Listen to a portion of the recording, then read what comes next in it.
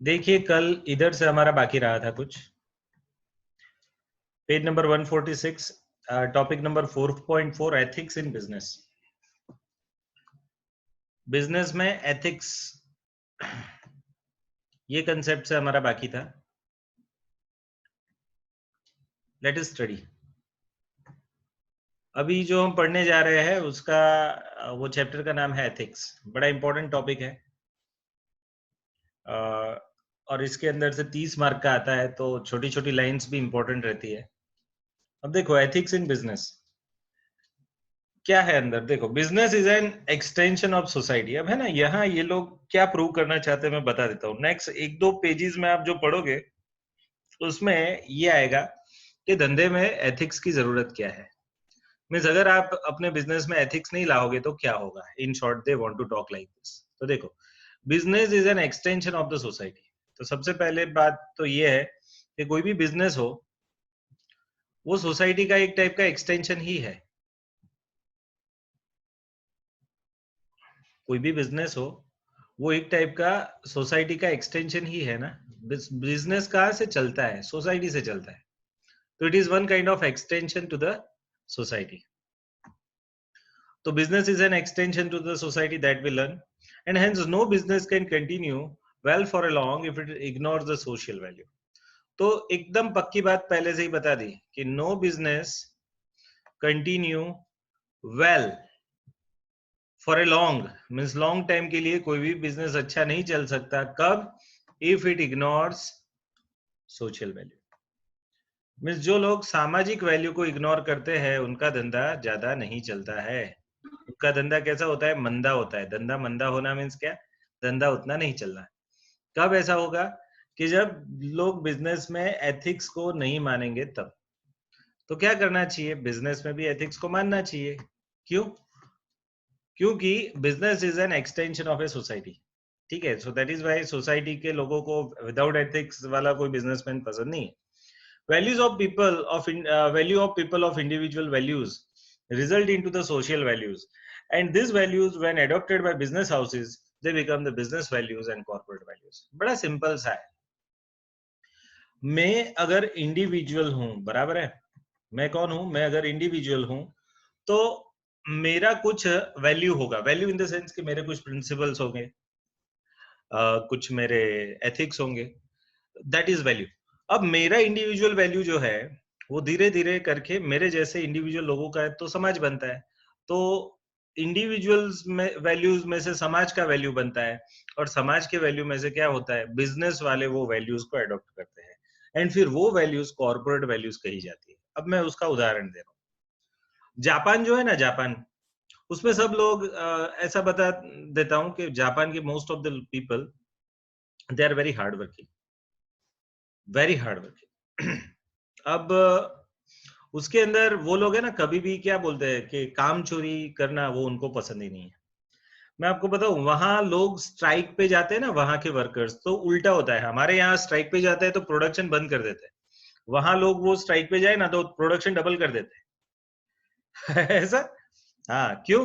क्योंकि अगर production double होगा तो सेल कैसे कर पाओगे? तो अगर डबल प्रोडक्शन रोकना हो ना तो वर्कर्स को स्ट्राइक में जाने से रोको। तो कंपनियों को है ना, देखो एक तरीके से समाज को फायदा ही है ना। प्रोडक्शन तो ज्यादा हुआ, देश की जीडीपी बढ़ जाएगी। मीन्स आपका विरोध भी ऐसा होना चाहिए जो देश की जीडीपी बढ़ाए, है ना। अब ये संस्कार उनको है ना इंडिविजुअल लेवल पे, व्यक्तिगत लेवल पे। जापान में दो लोगों का एक्सीडेंट हो जाता है ना तो वो कभी एक दूसरे को गाली नहीं देते, सिर्फ पूछ लेते कि भाई तू तो बराबर है ना, कुछ ज्यादा लगा तो नहीं, हंस के निकल जाते। क्यों? It was an accident, intentional थोड़ा था। आपका किसी से एक्सीडेंट हो तो वो इंटेंशनली थोड़ा होता है। अब ये मैच्योरिटी उनकी है। That is why we can see Japan economy is the highest और second highest in the world, है ना। अमेरिका के बाद या चाइना के बाद अगर तीसरा अगर आता है तो जापान आता है। तो जापान तो इतना छोटा है, और जापान तो मैं बताऊं टापुओं में बना हुआ देश है, बट फिर भी उतना ज्यादा आगे क्यों है?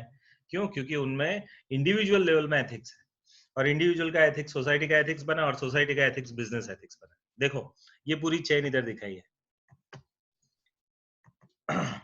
देखो values of people of individual, values of people of individual, it result into the social values. Means व्यक्तिगत वैल्यूज सोसाइटल वैल्यूज में कन्वर्ट होती है, and these values when adopted by business houses they become the business values, जिसको आप corporate values भी बोलते हैं।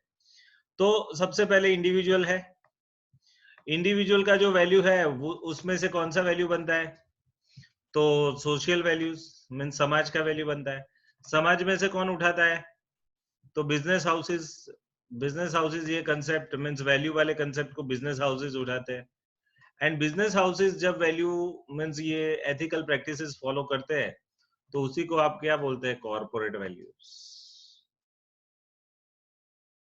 इसी को आप क्या बोलते हैं, कॉर्पोरेट वैल्यूज। ठीक है, तो अकॉर्डिंग टू एक ऑथर है, ऑथर का नाम है एंड्रयू क्रेन।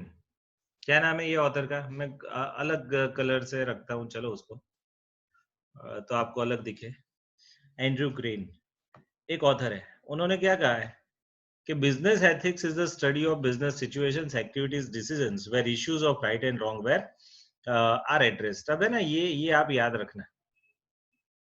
क्यों याद रखना, क्योंकि ये आपको है ना मैच मेकिंग में और ब्लैंक में आता है। ये जो अभी मैं अंडरलाइन करता हूँ वो मैच मेकिंग में आता है। सर आपने तो बहुत अंडरलाइन किया, आप 7 पेज में से 30 मार्क का पूछेंगे, तो जो जो इम्पोर्टेंट है सब कुछ टिक करना पड़ेगा। तो देखो मेरा मोस्टली हर जगह कुछ ना कुछ टिकिंग होगा, तो ये जितना भी मैंने टिकिंग किया है ना, मैं आपसे आग्रह करता हूँ कि आप लोग भी उतना टिकिंग करें मेरे साथ। तो देखो ये पेज में मेरे साथ ही आप टिक करते जाओ, और ऐसा मैंने जो लिखा है वो भी आप लिख सकते हो कि एथिक्स इन बिजनेस में क्या है। सबसे पहले इंडिविजुअल का एथिक्स आता है, फिर उसके बेस पे समाज का, दैट इज सोसाइटी का एथिक्स आता है। वो एथिक्स बिजनेस हाउसेज उठाते हैं, और बिजनेस एथिक्स का जो बिजनेस वाले भी अगर एथिक्स फॉलो करना शुरू कर दे तो उसको आप कॉर्पोरेट वैल्यू बोलते हैं। एंड्रयू क्रेन बोलता है कि business ethics is the study of business situations, activities and decisions where issues of right and wrong are addressed.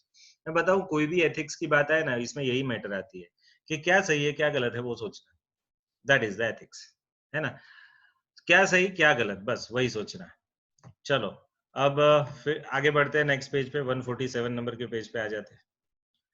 एक और है, वहां एंड्रयू क्रेन आया था ना, ये रहा एंड्रयू क्रेन। यहाँ एक और नाम है, रेमंड सी बॉमहार्ट नाम का एक ऑथर है, एक और ऑथर। उसको कौन सा कलर दे, चलो ये कलर देते हैं, रेमंड ए बॉमहार्ट, सॉरी सी बॉमहार्ट। वो क्या बता रहा है, the ethics of business is the ethics of responsibility. धंधे का एथिक्स मीन्स रिस्पॉन्सिबिलिटी का एथिक्स, जवाबदारी का ethics. The businessman must promise that he will not harm knowingly. Now this is very important. Businessman को एक प्रॉमिस तो करनी ही चाहिए सभी से, कि वो जानबूझ के किसी को नुकसान नहीं करेगा। He will not harm knowingly. उससे किसी को नुकसान हो जाता है तो वो जानबूझ के किया हुआ नुकसान नहीं होगा। The business ethics is also called as a corporate ethics, is a form of applied ethics or a professional ethics that examines the ethical principles and morals or ethical problems that arises in the business environment.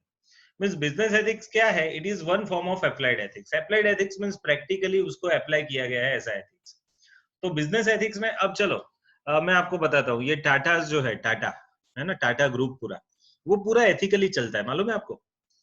वहां एक छोटा सा भी demand notice आ जाता है ना income tax का, कोई आदमी घूस लेने के लिए जानबूझ के डिपार्टमेंट का ऑफिसर नोटिस भेज दे जिसका कोई बेस नहीं, अब टाटा को वो नोटिस का जवाब देने में टाइम लगेगा, है ना, लॉयर का खर्चा होगा। बट लॉयर क्या, वो उसको 50,000 दे दे तो वो नोटिस वापस खींच ले। बट टाटा है ना 5 लाख का लॉयर कंसल्ट करेगा, बट है ना 50,000 रुपया ब्राइब नहीं देगा। अब ये क्या है, that is a corporate ethics, है ना। तो देखो यहाँ उसके बारे में पढ़ते हैं, क्या लिखा है कि business ethics is a form of applied ethics. आपका जो बिजनेस एथिक्स है वो एक टाइप का क्या है, अप्लाइड एथिक्स है। Business ethics is one form of what, applied ethics. Business ethics is a form of applied ethics, जिसका एक और नाम भी है प्रोफेशनल एथिक्स, दैट एग्जामिन्स। अब ये बिजनेस एथिक्स क्या करता है, वो एग्जामिन करता है, चेक करता है, किसको, एथिकल प्रिंसिपल्स को। एथिक्स के भी कुछ सिद्धांत होते हैं, एंड मोरल को। और ethical problems that arise in a business environment. अब बिजनेस एनवायरनमेंट में कौन से एथिकल प्रॉब्लम आ सकते हैं, मैं आपको कुछ उदाहरण बता रहा हूँ। सपोज आपके बिजनेस में आपने बहुत ज्यादा प्रॉफिट कमाया, तो आपको टैक्स ज्यादा आएगा। तो अब आपको टैक्स नहीं देना है, आपको है ना गवर्नमेंट को टैक्स नहीं देना है, खुद के पास रखना है। तो आप क्या करोगे, वो इनकम नहीं दिखाओगे, या फिर खर्चे ज्यादा दिखा दोगे, दैट इज प्रॉफिट कम हो जाएगा, और प्रॉफिट कम हो जाएगा तो टैक्स कम आएगा। अब आज के दिन में ना मैक्सिमम लोग यही प्रैक्टिस फॉलो करते हैं, टैक्स नहीं भरेंगे पूरा। अब ये क्या हो गया, it is unethical practice. But अगर आप एथिकल होंगे तो आप ऐसा नहीं करेंगे। तो देखो, वही चीज बताए, बिजनेस एनवायरनमेंट में आप जो एथिकल प्रॉब्लम आएंगे उसका क्या करोगे, it applies to all aspects of business. It applies to all aspects of business. धंधा शुरू करने से आपको है ना, वहां से लेकर के धंधा बंद करने तक आपको कहीं ना कहीं करप्शन देना पड़ता है। तो अगर आप एथिकल होगे तो वो रास्ता फॉलो नहीं करोगे। And it is relevant to the conduct of individuals and the entire organizations. Business ethics concerns itself with adhering to the social principles of the situation in which business takes place. अब business ethics में क्या आता है mainly, कि भाई business करते समय जो सिचुएशन खड़ी हुई, वो सिचुएशन में आप एथिकल बिहेवियर करते हो कि नहीं करते हो। अब है ना, उसका पूरा डिस्कशन उन्होंने 3 पार्ट में बाइफरकेट किया है। एक है बिजनेस फॉर प्रॉफिट, दूसरा है business and ethics, and last है एथिक कैरेक्टरिस्टिक ऑफ बिजनेस। ये तीनों में अगर आप ध्यान से देखोगे ना, तो business is very important word. ये तीनों में आप है ना ये बिजनेस वर्ड को पाओगे। मैं देखो एनालिसिस हो उसके लिए ये सबको टिक करता हूँ एक साथ ना, यहाँ भी बिजनेस, यहाँ भी बिजनेस, यहाँ भी बिजनेस,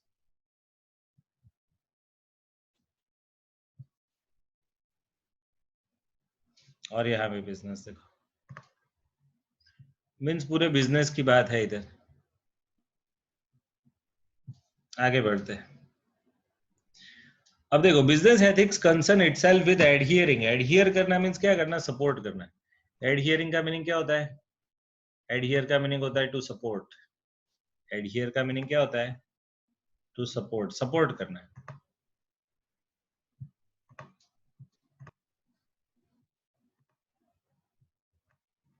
आप लिख दो अपने साथ साथ।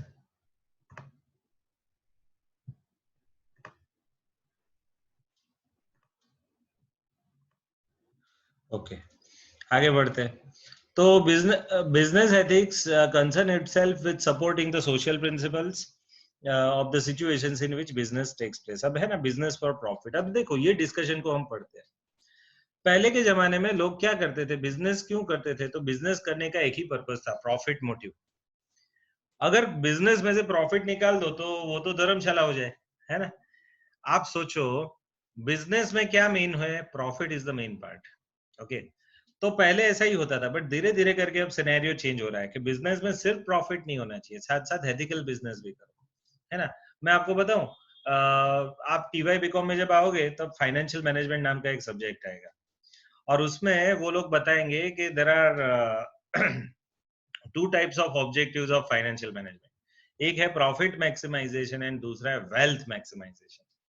प्रॉफिट बढ़ाना ये नॉर्मल लोगों का ऑब्जेक्टिव होता है, बट वेल्थ बढ़ाना वो बड़े बड़े बिजनेस लोगों मैनों का, पर्टिकुलरली जो जिसको हम जेन्युइन बिजनेसमैन बोलते हैं ना, उनका ऑब्जेक्टिव क्या होता है, वेल्थ बढ़ाना। वेल्थ का मीनिंग क्या होता है, वेल्थ का मीनिंग होता है मार्केट वैल्यू। आपका मार्केट वैल्यू कब बढ़ेगा, तो जब आप एथिकल बिजनेस प्रैक्टिसेस फॉलो करोगे तब। अब देखो, let us see business for profit को देखते हैं। It would seem that business ethics does not come with the confines of ethics. Means ऐसा लगता है कि बिजनेस एथिक्स ये एथिक्स की टेरिटरी में नहीं आते, within the confines. Confine का मीनिंग क्या होता है, बाउंड्री। कंफाइन का क्या मीनिंग होता है, बाउंड्री, टेरिटरी, सरहद, है ना। तो बाउंड्री।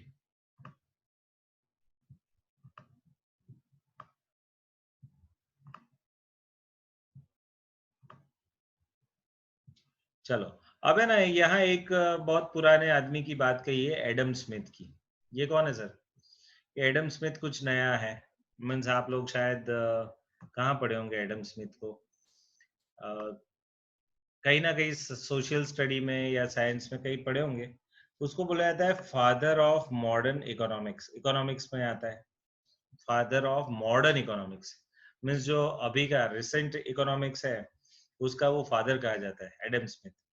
और उसमें क्या लिखा है, पीपल ऑफ, ये क्या बोल रहा है, बड़ा लंबा सेंटेंस बोल रहा है, देखो है यहाँ से चालू हो रहा है और कहाँ तक मालूम है, नेक्स्ट टू नेक्स्ट लाइन तक चलेगा, ये पूरा एक ही सेंटेंस है पूरा,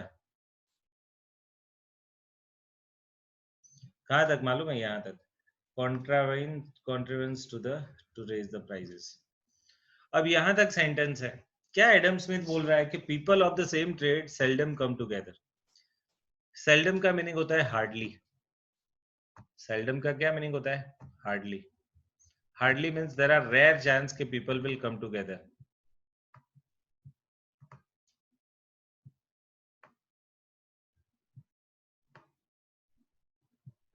मीन्स सेम धंधा करने वाले लोग हार्डली साथ में आएंगे, ये पॉसिबल ही नहीं है कि सेम धंधा करने वाले लोग साथ में आए, क्यों, सेम बिजनेस करने वाले लोग है ना एक दूसरे को तो कॉम्पिटिटर मानते हैं, तो उसकी वजह से वो साथ इकट्ठा आते ही नहीं।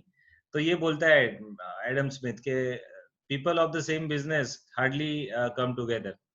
अब यहाँ देखो उसके अंदर क्या लिखा है, together even for merriment. Merriment का मीनिंग क्या होता है, कोई common objective and diversion, but the conversation ends, conversation का मीनिंग क्या होता है, बातचीत, कन्वर्सेशन का मीनिंग क्या होता है, टॉक, बातचीत, क्या मीनिंग है उसका, टॉक।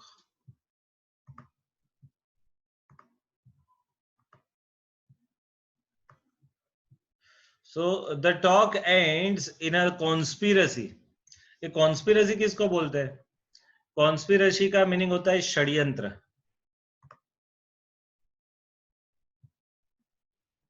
आपको मालूम है षड्यंत्र,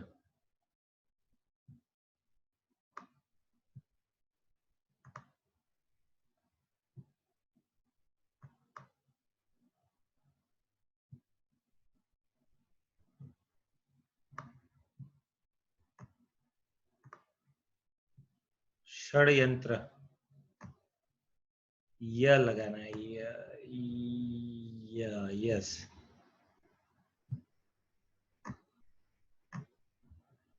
षड्यंत्र।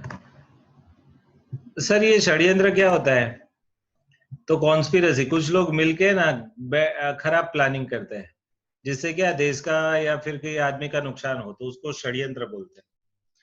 तो कॉन्स्पिरसी अगेंस्ट द पब्लिक है ना, ये लोग अगर इकट्ठा भी हो जाए ना, जो लोग सेम बिजनेस में है वो हार्डली इकट्ठा होते हैं, एक दूसरे से जुड़ते हैं, हार्डली जुड़ते हैं, पर अगर इकट्ठा भी हो गए ना तो फिर वो पब्लिक की वाट लगाएंगे, they will do conspiracy against the public और इन सम contrivances to raise the prices. ये कॉन्ट्रीवेंस का मीनिंग क्या होता है, अंडरस्टैंडिंग, कॉन्ट्रीवेंस का मीनिंग क्या होता है, अंडरस्टैंडिंग, ऐसा अंडरस्टैंडिंग करके वो अलग पड़ेंगे कि भाई हम प्राइसिंग कंट्रोल में रखेंगे। आपको मालूम है अभी आजकल ये चल रहा है, वर्ल्ड में चल रहा है, अंडरस्टैंडिंग,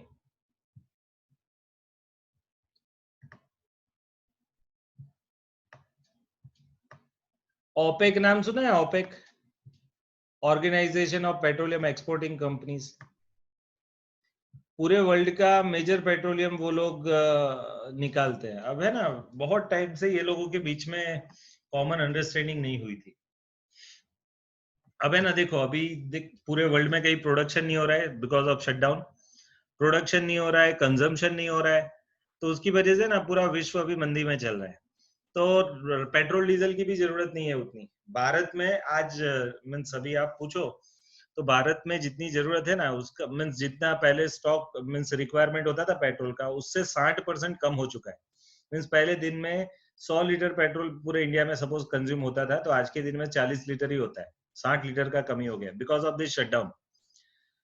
तो अब वो लोग रेगुलर ज्यादा प्रोडक्शन करते रहेंगे बट डिमांड कम रहेगी, तो क्या होगा, तो फिर उनका एक्सेस प्रोडक्शन बिकेगा ही नहीं। और आप मेरे को बताओ, सप्लाई ज्यादा और डिमांड कम हो तो प्राइस गिरता है, तो वो बैरल का प्राइस है ना, पर बैरल प्राइस बहुत कम हो रहा था। फिर उन्होंने ना ग्रुप में डिसाइड किया कि सब लोग अपना प्रोडक्शन 20-30% कम कर दो। अब प्रोडक्शन ही कम हो जाएगा तो फिर क्या होगा, तो फिर प्राइस गिरेगा नहीं, तो उनको कम प्रोडक्शन में भी अच्छे दाम मिलेंगे। तो इसको क्या बोलते हैं आप, कॉन्ट्रीवेंस, है ना। देखो अंडरस्टैंडिंग, तो कॉन्ट्रीवेंस का मीनिंग क्या होता है? अंडरस्टैंडिंग। ओके, आगे देखो, टू रेज द प्राइसेस, तो people find mechanisms to generate the highest possible returns when conducting the business. लोग क्या सोच रहे हैं कि हम ऐसा कुछ स्ट्रेटेजी फॉलो करें जिससे हमको ज्यादा से ज्यादा प्रॉफिट मिले। No one holds it against a worker for demanding higher wages और a landlord for increasing the rent. कोई अपने वर्कर को ऐसा नहीं बोलता कि मैं ना तेरे को ज्यादा वेजेस दूंगा। कोई बाड़ुआत अपने है ना, बाड़ुआत मीन्स वो टेनेंट, कोई टेनेंट अपने मालिक मीन्स लैंडलॉर्ड को ऐसा नहीं बोलता कि नेक्स्ट टाइम मैं ज्यादा भाड़ा दूंगा। सब लोग अपना खर्चा बचाना चाहते हैं। Their actions are not consider illegal और अनएथिकल। उनके एक्शंस भी इलीगल या अनएथिकल नहीं लगते। Profits are just wages for invested capital and entrepreneurship. Now ये सेंटेंस है ना मेरे को बहुत पसंद है। प्रॉफिट की एक डेफिनेशन नहीं बताई है उन्होंने कि प्रॉफिट क्या है। प्रॉफिट एक प्रकार का वेजेस है। वेजेस मीन्स पगार जैसा है। सर पगार में और प्रॉफिट में फर्क है, बट उन्होंने एक मस्त डेफिनेशन बताया। देखो, profit are just the wages, पगार मिल रहा है आपको किसका?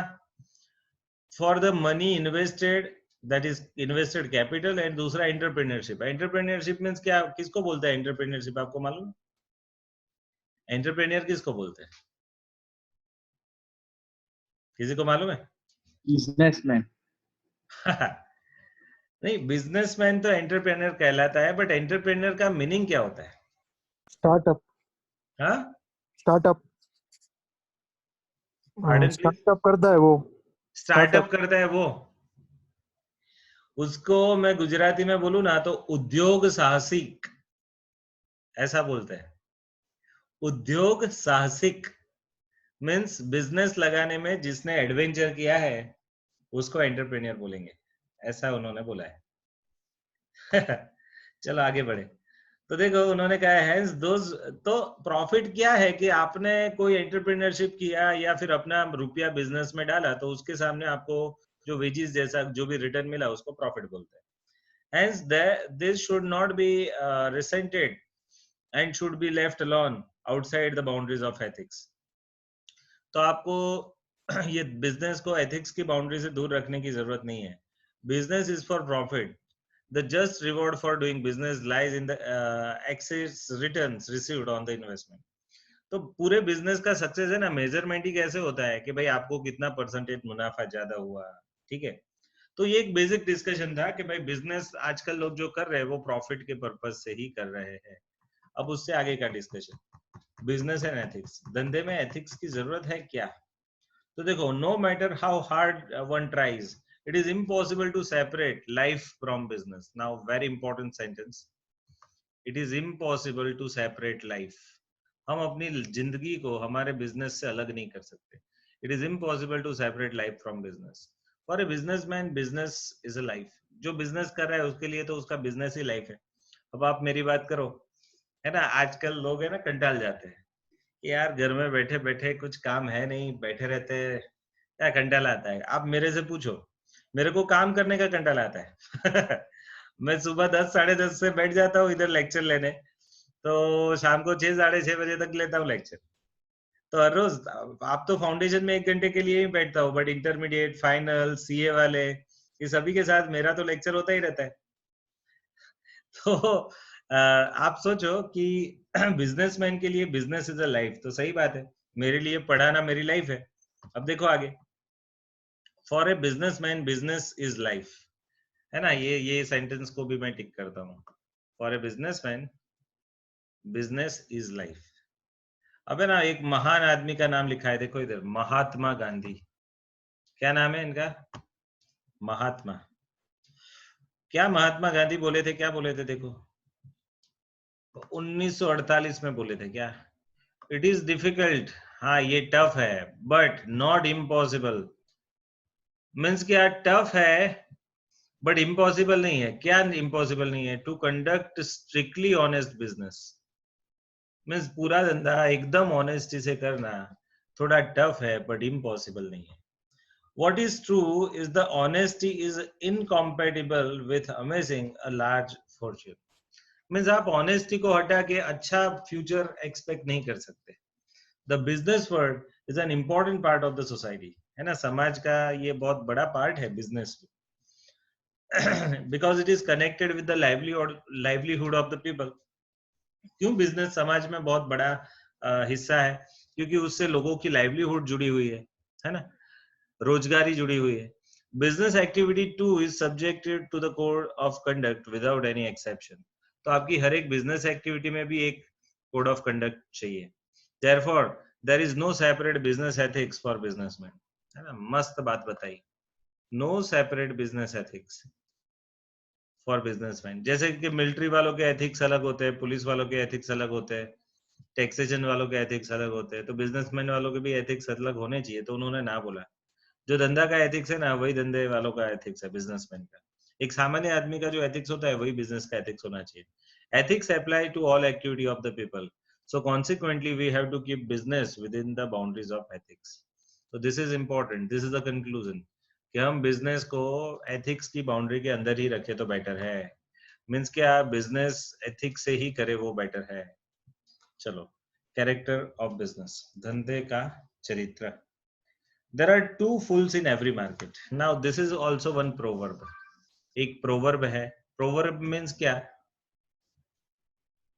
क्या बोलते हैं उसको? Proverb को गुजराती में क्या बोलते हैं मालूम है?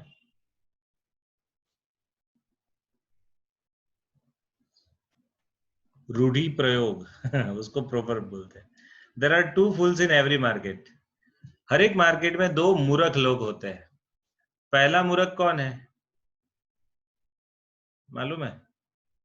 One ask too little, जो बहुत कम मांगता है ना, वो मूर्ख है। एंड दूसरा कौन है मालूम है? This is one. And second number किसका है मालूम है? तो एक आदमी, फर्स्ट नंबर किसका? जो बहुत कम मांगता है। और दूसरा नंबर क्या है किसका? One who ask too much, कोई बहुत ज्यादा मांगता है। ये क्या है सर? अब सपोज किसी ने 1 घंटा काम किया और पूरा 1 घंटा काम करने का वो बोलता है कि कितना रुपया, तो ये कुछ नहीं, 5-10 पैसे का ही काम हुआ है। तो अब देखो, 10 पैसे का काम मीन्स या 1 रुपया दे दो चलेगा, तो ये बहुत कम मांग रहा है।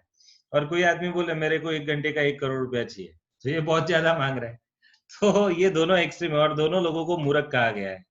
One who is asking too less and one is who is asking too much. फिर एक रशियन प्रोवर्ब है। प्रोवर्ब ही प्रोवर्ब डाले हुए हैं इधर देखो।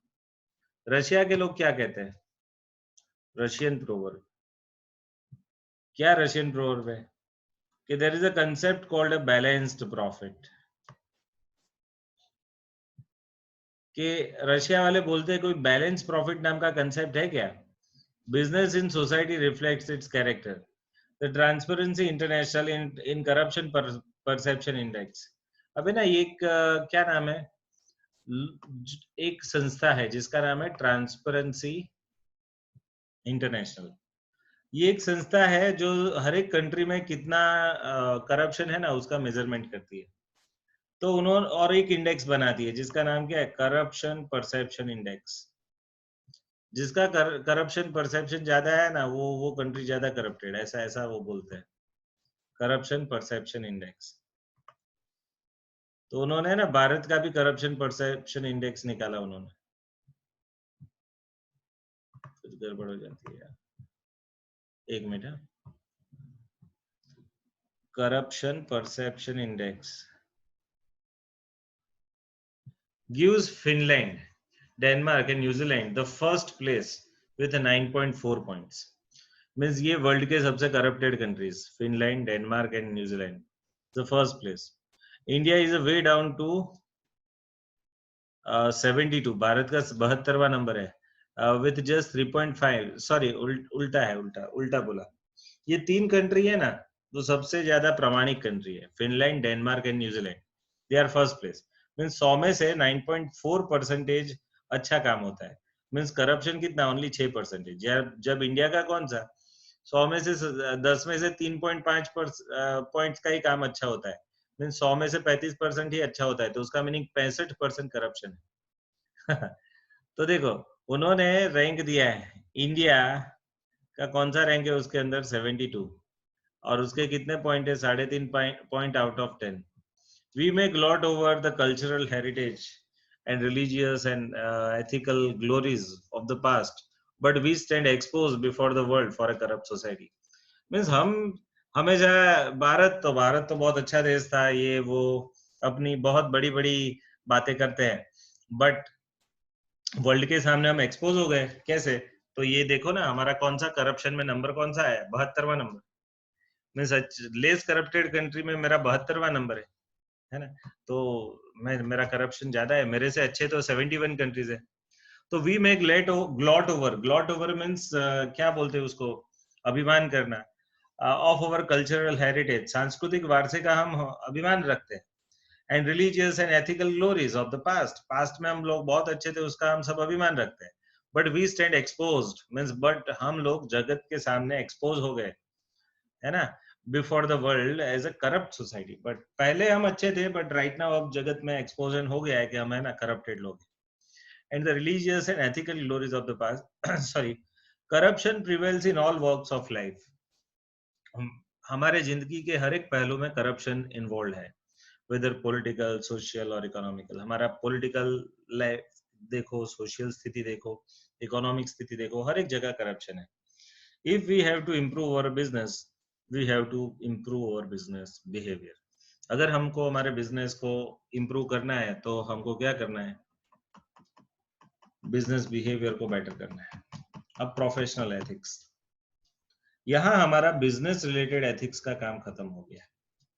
अब आज का ये लास्ट टॉपिक वो पढ़ ले, प्रोफेशनल एथिक्स किसको बोलते हैं। फिर हम आगे, जो प्रोफेशनल एथिक्स भी वैसे बड़ी बात है, और ये नीड फॉर बिजनेस एथिक्स बहुत बड़ा क्वेश्चन है। तो वो क्वेश्चन में आने से पहले जरा यहाँ देख लें, प्रोफेशनल एथिक्स क्या है। The aforementioned discussion may be understood through the following distinctions. Ethics and business ethics. We have studied that distinction between normative and practical ethics and have established that the business ethics come under the practical ethics. ये business ethics कहाँ आते हैं? Business ethics comes under the practical ethics and it is applied to particular activity. So business ethics कहाँ है? वो अलग-अलग activity से जुड़े हुए। मीन्स बिजनेस में कोई सिचुएशन आई, कोई एक्टिविटी आई, तो उसमें आप कैसे बिहेव करते हो, that is your ethics. Just as a society function on a social codes of conduct and country is govern by its constitution, a business is run on corporate codes. In other words, there is a professional code of conduct for any business. So कोई भी business के अंदर क्या होना चाहिए? Professional code of conduct होना चाहिए। कोई भी बिजनेस में प्रोफेशनल कोड ऑफ कंडक्ट होना चाहिए। अब ये क्या है professional code of conduct? Mean सब प्रोफेशनल तरीके से अपना काम करें। This codes keeps evolving as other things around evolved and develop. Therefore, not only should the business be defined within the confines of ethics, but it should be practiced strictly, है ना? Ethics का है ना, strict practice करना चाहिए, practice strictly under its own professional code of conduct. So the distinction helps to orient the general principles of ethics and business to a particular activity. Means ये लोग क्या बोलते हैं कि बिजनेस में बड़ी बड़ी बातें मत करो यार। अब मेन चीज है कि बिजनेस में कोई पर्टिकुलर स्थिति आती है तो वहां आप एथिकल बिहेवियर करके बता दो बस। अब उदाहरण के तौर पे मेरी कोई प्रोडक्ट बनी जो अच्छी नहीं है, तो एज अ मेरे को लॉस बचाने के लिए लोगों को बुरी प्रोडक्ट दे देना, ऐसा नहीं। अगर मेरे को सच में प्रूव करना है कि मैं एथिकल हूं, तो वो जितनी भी चीजें खराब बन के बाहर निकली है उसका स्टॉक में वापस खींच लूंगा, उसको रेक्टिफाई करूंगा और फिर बेचूंगा। तो this is your ethical behaviour. आगे देखो, this distinction helps to orient the general principles of ethics and business to a particular activity. The principle, however, do not change. सिद्धांत चेंज नहीं होते, याद रखना, कहीं भी सिद्धांत होते हैं ना, वो कभी भी चेंज नहीं होते, do not change. For instance, there is a manager who is doing well in his career because he is both efficient and honest. Now this is very important example. ये एग्जाम्पल है ना, past में कहीं उन्होंने उसको test भी किया है आपसे। क्या बात है, देखो एक इंस्टेंस में से एक उदाहरण उन्होंने दिया है कि एक बिजनेसमैन है या फिर एक मैनेजर है, वो एफिशिएंट भी है एंड ऑनेस्ट भी है। मीन्स बहुत अच्छे से काम भी करता है एंड ऑनेस्ट भी है, लॉयल भी है। टू हिज नेबरर्स एंड फ्रेंड्स, उसके नेबरर्स मीन्स उसके अड़ोसी पड़ोसी वाले लोगों को या फिर उनके मित्र को ऐसा लगता है कि he is not only a very successful businessman but also a very good family man. आजू बाजू वालों को ऐसा लगता है कि वो सिर्फ सफल बिजनेसमैन नहीं है, साथ साथ में वो सफल फैमिली मैन भी है। To a question asked by a journalist on how he divided his time between his family and business, कोई जर्नलिस्ट ने मीन्स जो प्रेस वाले होते हैं उन्होंने उनसे क्वेश्चन पूछा कि भाई आप इतने सक्सेसफुल भी हो और इतने फैमिली भी मैन भी हो, वो कैसे? तो how you divide your time between family and business despite of busy schedule? तो वो उसका जवाब है एफिशिएंटली। उसका क्वेश्चन क्या था कि how he divide his time between his family and business. तो वो बोलता है, उसका जवाब है एफिशिएंटली। मैं एफिशिएंटली मेरा टाइम मेरे बिजनेस और फैमिली में अलॉट करता हूँ। दूसरा उसको क्वेश्चन पूछा गया, ये पहला क्वेश्चन था, this was the first question, कि भाई आप अपना कैसे करते हो, दोनों जगह आप अच्छे से परफॉर्म कैसे करते हो, ये पहला क्वेश्चन। एंड ये दूसरा क्वेश्चन उनका कि what is the secret of your success. किसी ने पूछ लिया कि भाई आप इतने सफल हो तो उसका राज क्या है, what is the secret of your success. तो उसने जवाब दे दिया ऑनेस्टी। जवाब है ये कि भाई ऑनेस्टी। पहला प्रश्न क्या था कि तुम तुम्हारे बिजनेस में और घर में दोनों जगह पे टाइम अच्छा दे पाते हो, तो वो कैसे दे पाते हो? तो उसने बोला एफिशिएंटली। और किसी ने बोला कि आपके सफलता का रहस्य क्या है, तो उसने बताया ऑनेस्टी। ऑनेस्टी मीन्स क्या, जो भी वो एफोर्ड करे प्रामाणिक तरीके से एफोर्ड करे, है ना। So the journal is looking inquiringly as to say look business and family are separate. वो बिजनेस, अबे ना वो आदमी जो जर्नलिस्ट था ना, वो दंग रह गया कि यार वो बोलता है कि मैं धंधा और ये सब जगह अच्छे से कर लेता हूँ, कैसे? क्योंकि मैं एफिशिएंट हूँ। दूसरा वो बोलता है कि मैं बिजनेस में सफल हूँ क्योंकि आप ऑनेस्ट हो। तो वो बोलता है कि अगर आप ऑनेस्ट होंगे तो आप सफल नहीं होंगे, और अगर आप एफिशिएंट नहीं हो मीन्स ऑनेस्ट नहीं होगे तो सफल नहीं तो भी ऑनेस्टी एंड एफिशिएंसी दोनों साथ साथ नहीं आते। जो ऑनेस्ट होते हैं ना वो एफिशिएंट नहीं होते, और जो एफिशिएंट होते हैं वो ऑनेस्ट नहीं होते। बिजनेस में आजकल ऐसा ही चलता है। तो ये दोनों कैसे आया? तो देखो, ये वो पत्रकार कंफ्यूज हो गया। पत्रकार ने क्या पूछा, देखो, look, business and family are separate. The businessman said both efficiency and honesty work equally at work and home. Now this is the conclusion. मेरे हिसाब से आप लोग है ना, बड़े हो जाओ ना, कितना भी ज्यादा कमाओ ना, ये सेंटेंस याद रखना। क्या लिखा है? एफिशिएंसी और honesty work equally well at work and at home. Means आपकी एफिशिएंसी एंड आपकी ऑनेस्टी दोनों इक्वली अप्लाई होती है। कि आप एफिशिएंट हो और ऑनेस्ट हो, वो बिजनेस में भी हो सकते हो, और वही एफिशिएंसी एंड ऑनेस्टी आप अपने घर में भी दिखा सकते हो। The character of A true professional remains undivided. कोई सच्चा बिजनेसमैन होगा, उसका कैरेक्टर धंधे में भी सेम रहेगा, घर पे भी सेम रहेगा, वेदर एट वर्क और एट होम। तो ये एक डेंजर चीज है। द कैरेक्टर, चरित्र है आपका, ऑफ ए ट्रू प्रोफेशनल। अगर आप सच्चे बिजनेसमैन हो तो आपका चरित्र रिमेन्स अनडिवाइडेड, सेम रहेगा। कहाँ? वेदर एट वर्क और एट होम। अबे ना देखो, कोई दुकान में जाना, आप इतनी पॉलिश बात करेगा, इतनी अच्छी अच्छे अच्छे स्वीट शब्दों में बात करेगा, बट अपने घर पे जाएगा ना तो अपने बच्चे को डांटेगा, वाइफ से गुस्से में बात करेगा, आजू बाजू वालों से गाली गलौज करेगा। बट उसकी दुकान में जाओ, आहा बहुत अच्छी। तो ये तो क्या हो गया, ये एकदम कॉन्ट्रोवर्सी है कि एक जगह आप बहुत अच्छा दिखाते हो, दूसरी जगह आप बुरा दिखाते हो। ऐसा नहीं चलेगा। ये बोल रहा है कि आप जैसा, आपका जो कैरेक्टर है ना, वो घर पे और धंधे पे दोनों पे सेम होना चाहिए। देखो last point, so our roles में change from time to time and from place to place, but integrity of our character should be maintain. हम कहीं भी हो, हमारा चरित्र मेंटेन होना चाहिए। तो अब है ना, इतना ही पोर्शन बाकी है हमारा, ये मैं कल आपको बता दूंगा। कल थोड़ा इसका डिस्कशन कर लेंगे। आज मैं बस आज का सेशन इधर रखता हूँ, ठीक है? तो कोई डाउट वगैरह हो तो मेरे से पूछ लेना। कल हम ये चैप्टर ही पूरा खत्म कर देंगे। और कल है ना, एक स्टोरी लिखाऊंगा।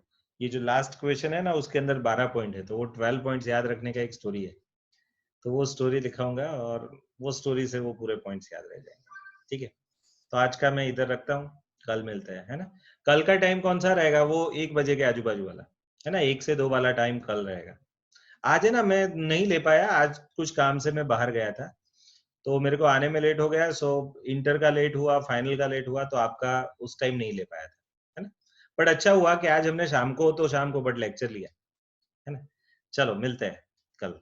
Bye, good day.